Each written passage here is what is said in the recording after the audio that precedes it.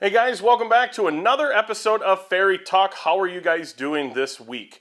This week I didn't have a whole lot to talk about, but I did want to mention something that was kind of perplexing to me that, in case you can't tell, I like my food, and I like good food.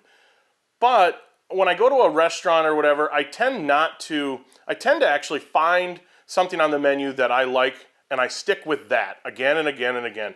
If it's Chinese food, it's sesame chicken. If it's, if I go to Noodles and Company, it's their Japanese pan noodle. And I'm sure a lot of the other things on the menu are all great, but I never have the guts to switch, because what if what I ordered that day isn't as good as what I had before that I know I already like? What does this have to do with woodworking? Finishes. I've been using spray lacquer and polyurethane as kind of my go-to finishes for probably the last 10 or more years. And you hear all sorts of things about different types of oils or different ways of spraying it, whether you brush it on, there's wipe-on polys, and I don't pretend to know inside and out finishes.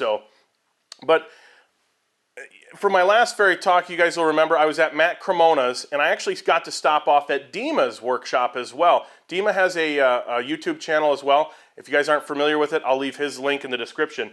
And he was super nice enough to give me some of this this burl, and I'm trying to think if it was redwood. I think it was redwood burl that he stabilized in a bit of a vacuum chamber. So it actually turned out real nice, and I turned this at his shop, and I'm hoping to have a little bit of a build video to go along with that as well. But he had suggested that I finish it with Danish oil.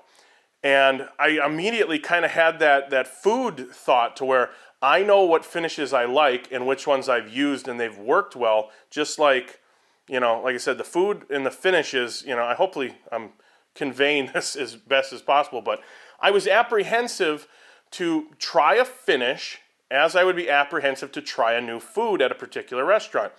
And he said, you'll love it, just go ahead with it. And I did it, and for one, I love satin finishes, and this is a really nice satin finish.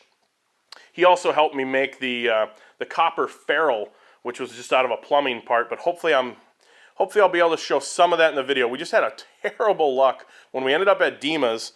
I tried to record with his GoPro, and then his GoPro battery died. We tried to record with his phone, and then his phone died. Then we tried to record with my phone, and my phone died.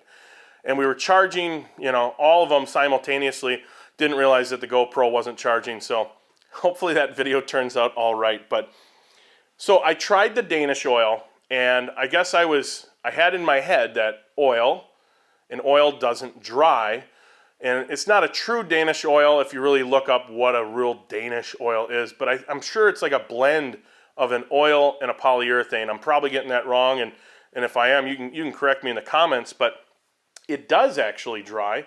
It goes on super nice. It comes out to a nice satin finish, which I love me some satin finish.